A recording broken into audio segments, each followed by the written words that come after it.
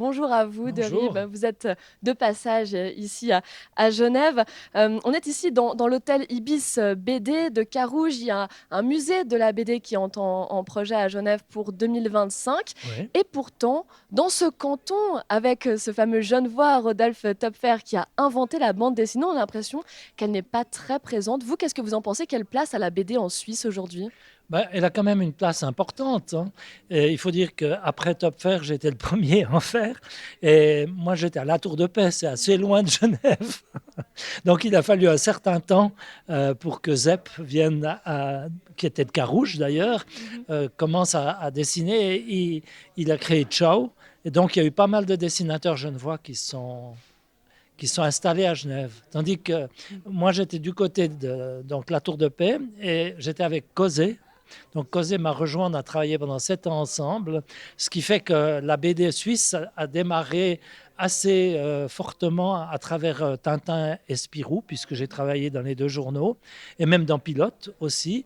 Bernard a travaillé dans Tintin, donc on a eu la chance d'être assez rapidement connu d'une manière plutôt presque internationale. Et puis Zep, À propulser. ouais, ouais, et puis il a été loin, lui.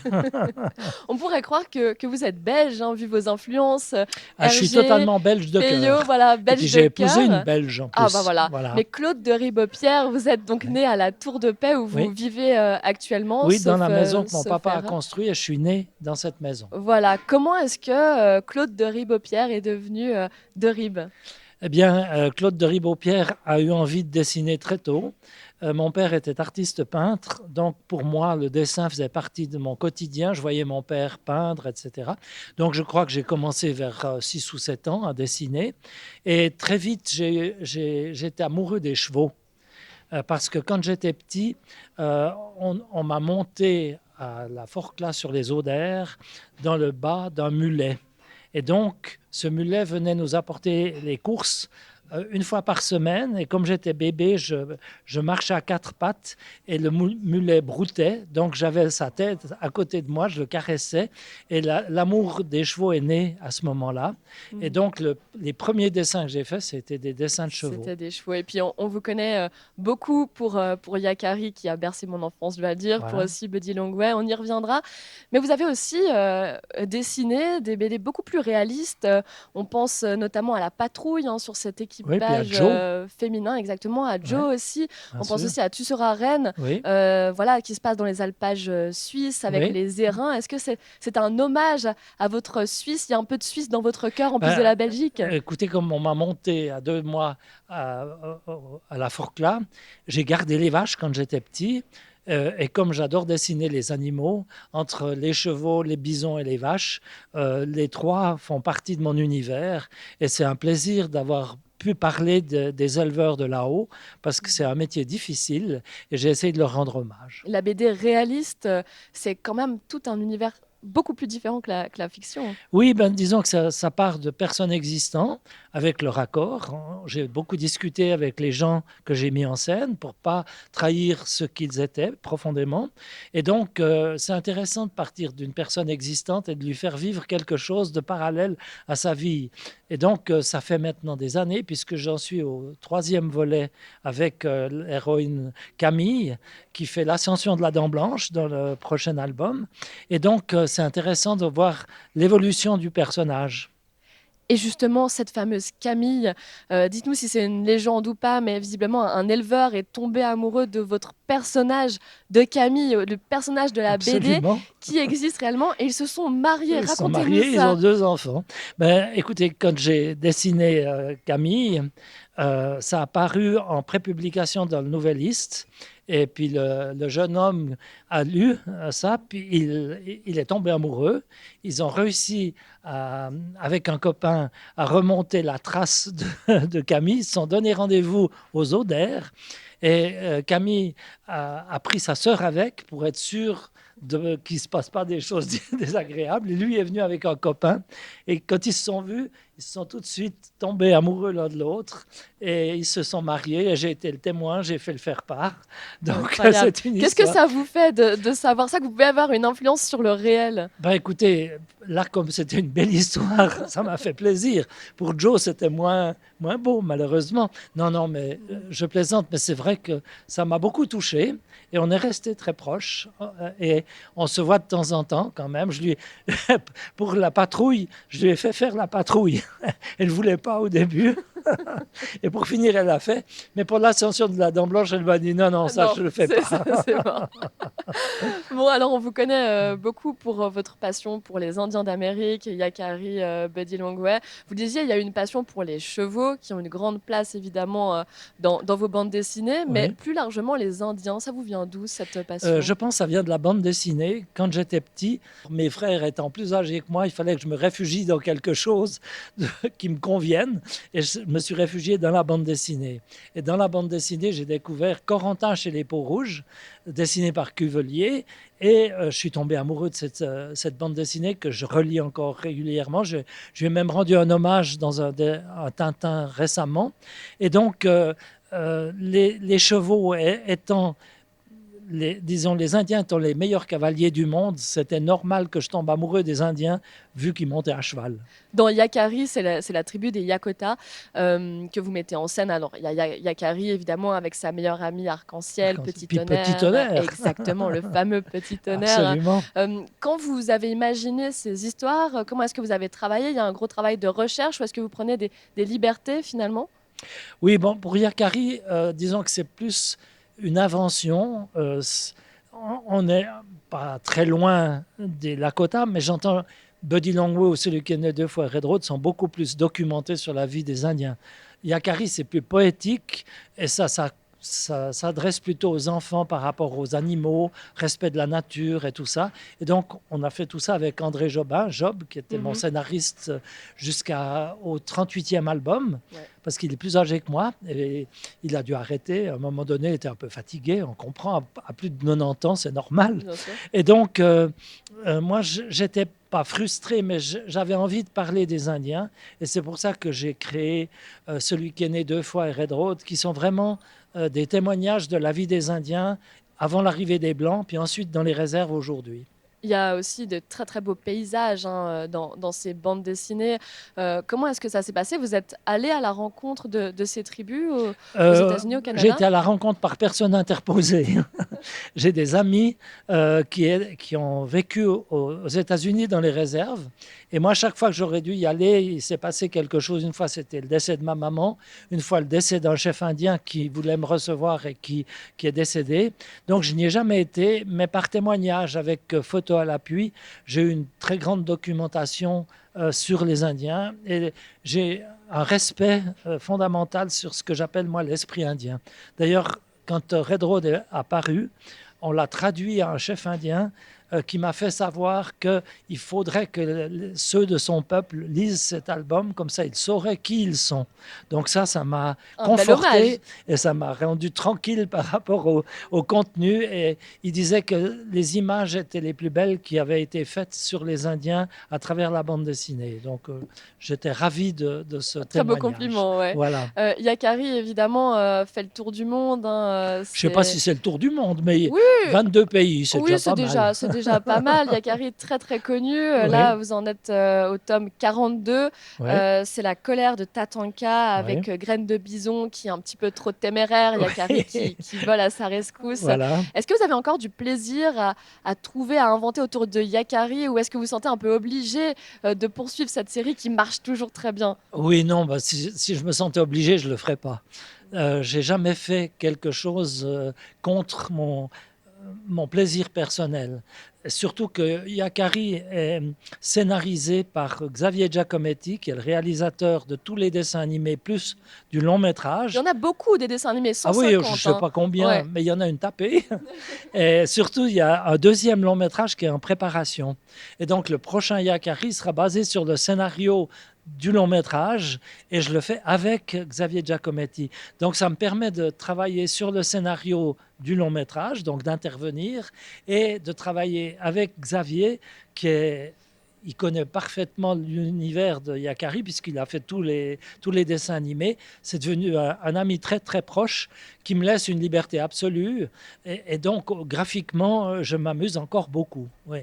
On vous ramène souvent au personnage de Yakari et pourtant il y en a un paquet Ah ben, il y en a un paquet. Je qui suis sont même venus pas sûr de me souvenir de de tous. votre crayon. Avec de quel personnage vous êtes le plus proche ou peut-être celui qui vous ressemble le plus? Mais je suis peut-être proche de mes héroïnes. Oui, ben comme vous le savez, il y a Camille, mais il y a Chinook, la femme de Buddy Longway. Il y a, je ne sais plus comment elle s'appelle, celle du Galop du Silence. Donc chaque album que j'ai fait en dehors des albums traditionnels que nous avons édités nous-mêmes avec mon fils et moi, Arnaud, et j'aime beaucoup dessiner de belles jeunes filles et j'aime beaucoup leur donner un rôle important de femmes fortes, de femmes qui vont au bout de leurs décisions, etc. Revenons aux origines de votre passion pour le dessin. Oui, C'était une fois un de vos professeurs qui vous a vu dessiner et qui a dit tu dessines mieux que moi. oui, On vous le disait vous en aussi savez quand vous des étiez choses. jeune. Eh bien oui, hein, je me suis renseignée. Oui, j'ai eu une chance extraordinaire. Ce monsieur s'appelait Monsieur Favre. Et donc, quand j'ai eu le premier cours avec lui, avec tous les jeunes qui étaient avec moi, il nous a fait faire un dessin libre. Et puis, il nous a convoqués les uns après les autres. Et quand c'était mon tour, il m'a dit, toi, tu dessines mieux que moi. Donc, tu vas dessiner ce que tu veux, mais tu me montreras tous les dessins. Et quand il y aura des petites choses par rapport à l'école, avec une manifestation, je devrais faire des dessins, c'est toi qui les feras. Et donc, il m'a permis de trouver ma liberté de dessin. Et comme c'était la seule chose que j'aimais faire à l'école, j'ai dessiné sur les marges de mes cahiers, etc. J'ai même eu des mauvaises notes de tenue de cahier parce que j'avais fait des dessins dans les marges. Mais bref, et un jour, pour des vacances d'été, j'ai proposé à mon prof, je lui ai dit, est-ce qu'un travail de vacances sur une bande dessinée, qu'est-ce que vous en pensez? Puis il me dit, vas-y. Et j'ai réalisé Plume Blanche, ma première bande dessinée, avec un Indien et un petit ours. Donc on n'est pas très très loin de l'univers de Yakari. C'est ça, Ouais. vous disiez vous étiez un peu dissipé peut-être à l'école, vous dessiniez. Comment Oui, c'était disons que je reçu n'étais pas intéressé. par vos parents? Ils ont bien pris ça et puis ensuite Oui, votre bon, vie ma dans la mère BD? a toujours soutenu mon travail. C'est elle qui m'a poussé à faire mes propres scénarios. Donc, elle était plus que convaincue que j'étais capable de faire une carrière d'auteur complet de bande dessinée. Je le remercie. Et puis, mon père, lui, n'était pas tellement attiré par la BD, mais beaucoup par le dessin. Et je lui montrais tous mes dessins et il me critiquait gentiment quand il voyait qu'il y a des fautes de proportion, etc. Il me donnait des conseils. Et donc, il y avait une atmosphère très positive à la maison où on me comprenait très bien. Mais je ne suis pas resté tout le temps à la maison, puisque j'ai schtroumpfé pendant 2 ans. Je pense que vous aviez J'allais y venir. venir, ils sont juste derrière vous, Oui, ces oui, petits les schtroumpfs. schtroumpfs. Ils sont là, vous avez travaillé avec, Avec avec Peyo. Peyo. Oui. À quel moment vous vous êtes dit, là c'est bon, je peux m'émanciper et créer mon propre univers? Eh bien, quand j'ai été là-bas, j'avais dit à Peyo, je ne suis là que pendant un temps jusqu'à ce que je puisse faire mes propres séries dans Tintin ou dans Spirou. Donc, il y avait un accord entre nous. Et donc, j'ai travaillé pendant 2 ans. J'ai travaillé essentiellement sur le Schtroumpfissime, qui est un des meilleurs albums de Schtroumpf, bien Sûr, évidemment. évidemment. Et donc, pendant ce temps-là, quand j'amenais les pages à la rédaction, je rencontrais Yvan Delporte, qui était le rédacteur en chef du journal Spirou. Et donc, il a vu mon dessin, parce que je lui ai montré d'autres dessins que j'avais fait, parce que j'ai fait une centaine de pages avant d'aller en Belgique. Et il a trouvé que j'avais un certain talent. Et il m'a fait rencontrer Rosie et Jadoul, qui étaient des rédacteurs et directeurs artistiques du journal Spirou, et qui cherchaient un dessinateur pour raconter les histoires d'un chien qui parlait. Et donc, c'est les histoires d'Attila, qui est devenu, parce que j'étais suisse, le contre-espion de l'armée suisse. Et donc, j'ai fait 4 albums d'Attila avec Rosie comme scénariste. Et puis, j'avais envie de faire du western, mais il y avait déjà Jerry Spring dans Spirou, donc j'ai pas pu faire de western, mais j'ai pu faire une histoire du Moyen-Âge, Arnaud de Castelou, d'où le nom de notre fils, Arnaud, parce qu'on a trouvé que c'était un beau nom. Et donc, le côté cheval, j'y ai trouvé mon plaisir en faisant ces histoires du Moyen-Âge avec Arnaud de Castelou. Le cheval, vraiment, Le cheval, bah, le depuis cheval, j'en ai eu depuis des tout chevaux petit. pendant 30 ans, donc je les connais bien. En 2021, au Canada, il y a des livres qui ont été détruits au nom de la cancel culture, hein. J'imagine que c'est un sujet qui vous touche aussi. Étaient visés notamment Tintin en Amérique, Astérix et les Indiens, Lucky Luke. Dans ce tourbillon-là, comment est-ce que vous êtes positionné? Parce que vous parlez des Indiens d'Amérique. Ben, je pense que je suis un peu mieux positionné parce que je pense que je suis un des premiers auteurs à avoir valorisé et avoir parlé des Indiens tels qu'ils étaient. Par exemple, dans Lucky Luke, en général, c'est pas très joyeux. C'est un peu des caricatures d'Indiens qui ne correspondent pas à la réalité. Et ça, c'était à l'époque où on utilisait les Indiens comme des faire-valoir des autres personnages. Tandis que moi, je ne les ai pas utilisés comme faire-valoir, mais comme euh, des hommes à part entière, avec une culture, avec une spiritualité, puisque j'ai toujours été touché par eux, en dehors de la bande dessinée. J'ai fait des tas de dessins sur les Indiens, j'ai fait des dessins que j'ai appelés Indian Spirit, pour montrer que c'était une civilisation respectueuse de la planète Terre, respectueuse de leurs femmes, ce qui est quand même aussi intéressant, et donc qui ne tuait des animaux que pour se nourrir, mais qui leur rendait hommage, les remerciait de ce qu'ils leur apportaient, etc. Donc j'ai toujours été très proche de cette culture, et je continue de l'être d'ailleurs aujourd'hui. Qu'est-ce que vous lisez, vous, aujourd'hui? Est-ce que vous vous sentez proche d'un BDiste ou une BDiste un peu Écoutez, plus je suis jeune? un vieux schnock et j'ai mes classiques qui ont fait que je fais de la bande dessinée. Je pense à Gigé et à Franquin. Je ne sais pas si Gigé, ça vous dit quelque chose. Franquin, c'est sûr. Oui, Franquin, mais d'accord, Gaston, bien évidemment. Mais j'ai eu la chance de les rencontrer. Et Gigé est le dessinateur réaliste qui fait que la bande dessinée réaliste a démarré en Belgique. Et quand on dit franco-belge, moi je ne suis pas d'accord, c'est belgo-française, parce que la bande dessinée a commencé à Bruxelles et ensuite est partie à Paris. Mais c'est le parisianisme qui a fait qu'on dit franco-belge. C'est toujours la faute des Parisiens. Oui, c'est toujours la faute des Parisiens et je me permets de corriger le tir et de dire que c'est Mmh. belgo-français.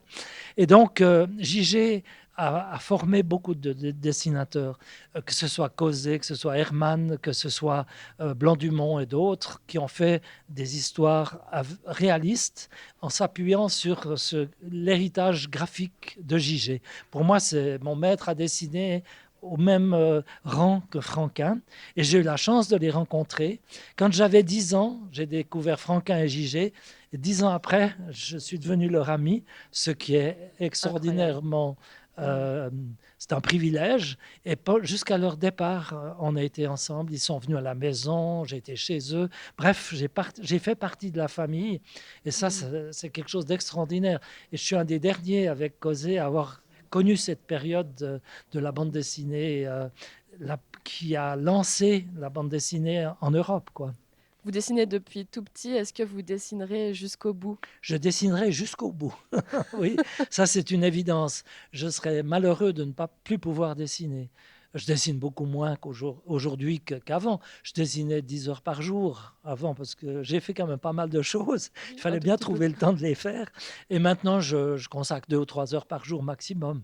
Mais je continue de faire de la bande dessinée, bien évidemment, et j'ai besoin de dessiner. Je fais beaucoup d'aquarelles, beaucoup de dessins d'animaux parce que j'aime beaucoup les animaux.